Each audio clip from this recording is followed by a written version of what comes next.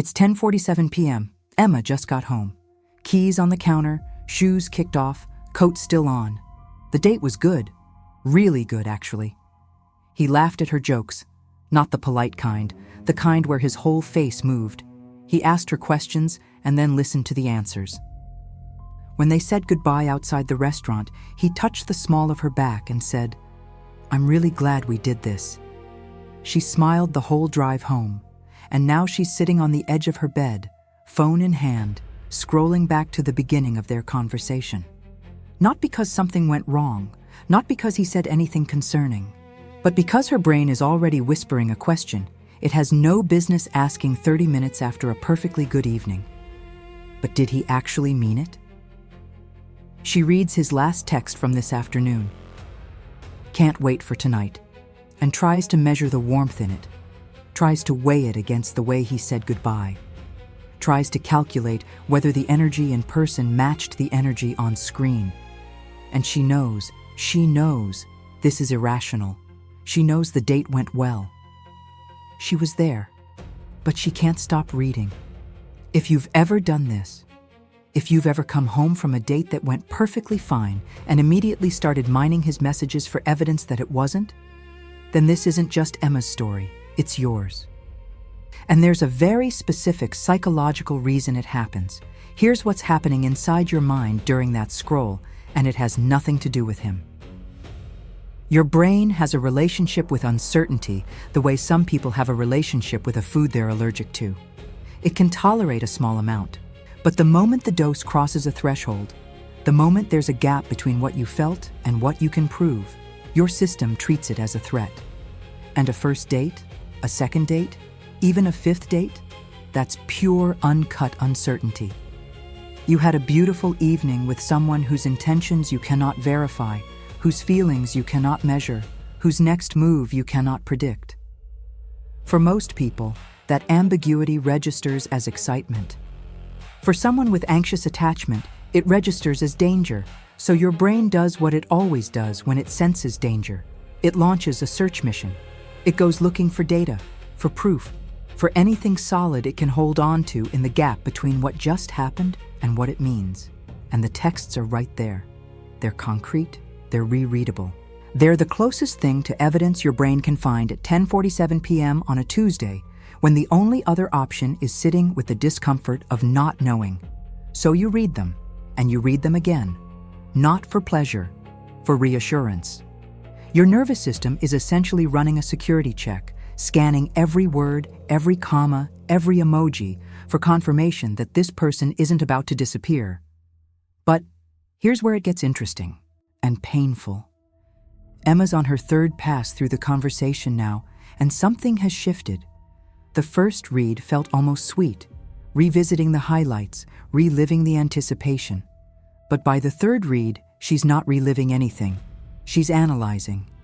She notices he didn't respond to one of her texts for almost an hour this morning. At the time, she didn't think twice about it. Now, at 11 p.m., it feels like a clue. She notices his text said, "Can't wait for tonight." But he didn't add an exclamation point. Is that casual confidence or low enthusiasm? She notices he used haha once instead of the laughing emoji he used the day before. Does that mean something?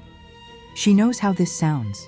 She would roll her eyes if a friend described doing this. But her fingers keep scrolling anyway, because the rational part of her brain and the part that's driving this behavior are not even in the same room right now. And then comes the thought that always comes, the one that tips the rereading from nervous habit into something that actually hurts. What if I'm reading this wrong? What if the date wasn't as good for him as it was for me? What if I'm already more invested than he is? She puts the phone face down on the nightstand. She picks it up again 11 seconds later. That 11-second gap, phone down, phone up, is not weakness. It's not obsession. It's a nervous system performing a function it learned a very long time ago. When Emma was young, affection in her house wasn't absent. It was inconsistent. Her mother could be warm and engaged one evening, and emotionally gone the next morning. Not angry, not cruel, just somewhere else. Behind her eyes, but unreachable. And little Emma couldn't make sense of that gap. She couldn't understand why the warmth disappeared or when it would come back. So she started doing the only thing a child can do in that situation. She started watching. Closely, obsessively.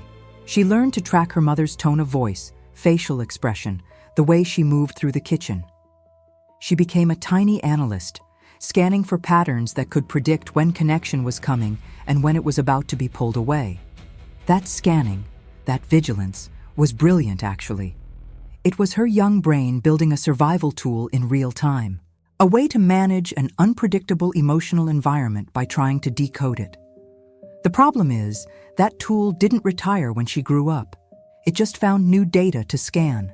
His texts, his tone, his punctuation, the gap between his messages, the difference between ha-ha and a laughing emoji.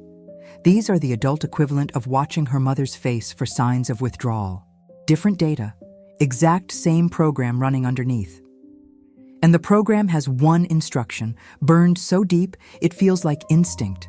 Figure out what's coming before it arrives. Because if you can predict the loss, you can brace for it. And if you can brace for it, maybe it won't destroy you this time.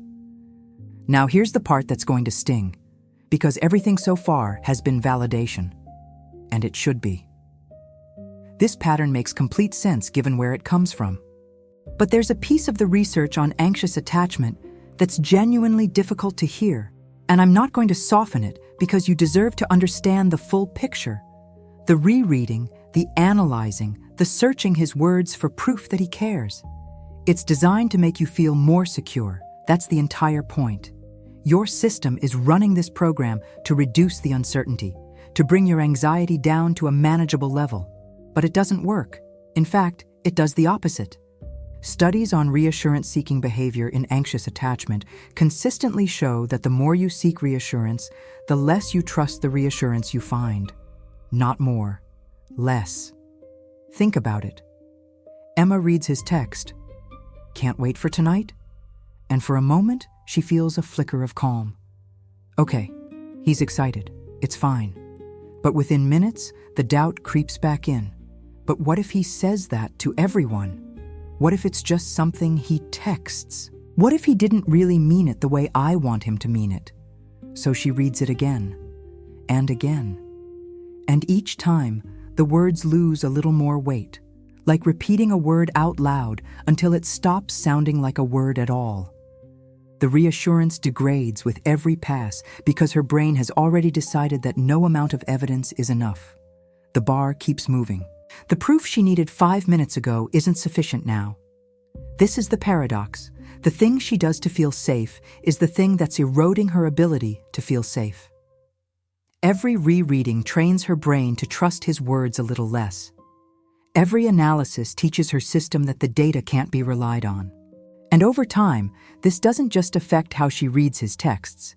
It chips away at her ability to trust anyone's words, including her own feelings. She walked out of that restaurant feeling happy, genuinely, simply happy.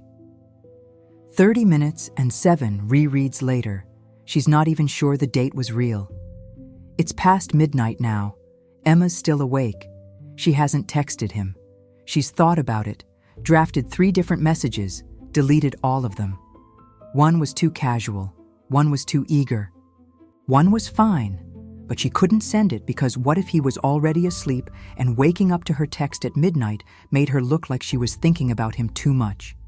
Even though she is thinking about him too much, and she knows that, and somehow knowing it doesn't make it stop. She scrolls to a photo he posted on his Instagram last week, studies it, tries to find something in his expression that tells her what he's thinking right now, at this exact moment, about her. And then for just a second, a tiny flickering second, she catches herself. She sees what she's doing from the outside, and it looks exhausting. It looks like a woman spending 2 hours trying to solve a problem that isn't even a problem yet, trying to predict a future that hasn't happened, trying to control an outcome by reading the same 12 messages over and over as if the answer is hidden somewhere between the lines and she just hasn't found it yet. And in that second of clarity, she feels something she didn't expect. Not shame exactly, something sadder than that. She feels tired. Genuinely, deeply tired. Not from the date, from the work her brain has been doing since the moment it ended. If you recognized yourself in any of that, in the rereading, in the analyzing, in the midnight spiral that turns a good evening into a courtroom investigation, I need you to understand something clearly. You're not crazy. You're not too much. You're not someone who can't just relax and enjoy things. You are a person whose alarm system was calibrated in an environment where love was unreliable. And that alarm system is still on. It's still scanning, still trying to decode other people's words and silences, because there was a time in your life when failing to decode them had real consequences. The problem isn't that the alarm exists. The problem is that it can't tell the difference between then and now. It treats a new man's 1-hour reply gap the same way it treated a parent's emotional withdrawal, as a 5-alarm emergency that requires immediate investigation. And the rereading, the thing that feels like you're being careful, being smart, protecting yourself, is actually the alarm system's way of keeping itself running. Because if you stop scanning, if you put the phone down and just sit with the uncertainty, the alarm has nothing to do. And a system that was built to be constantly working doesn't know how to be idle. Stillness feels like danger. Not knowing feels like the beginning of loss. But here's what your alarm system doesn't know yet. Not knowing is also where trust is built. The gap between his last text and his next one, that space that feels so unbearable, is actually the space where real security grows. Not because you analyzed your way to certainty, but because you survived the uncertainty without the answer and discovered that you were okay anyway. Emma doesn't know this yet, not fully. She's still in the learning. But every now and then, more often than before, she catches the moment her thumb moves toward the conversation thread. And instead of opening it, she pauses, takes a breath, asks herself, what am I actually looking for right now? And is it something a text message can give me? The answer, almost every time, is no. What she's looking for is a feeling of safety, of certainty, of knowing that she matters to someone. And that feeling, the real version of it, the one that actually lasts, was never going to come from rereading his words. It was always going to come from learning to sit in the silence without it meaning she'd been abandoned. That's not easy. I won't pretend it is.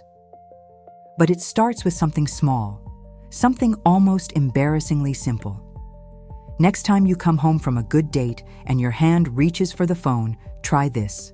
Don't reread his texts. Reread yours. Look at what you said. Look at how funny and warm and honest you were.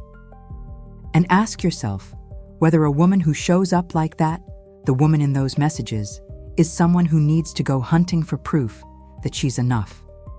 Because she is. She always was. She just hasn't learned to believe it without evidence yet.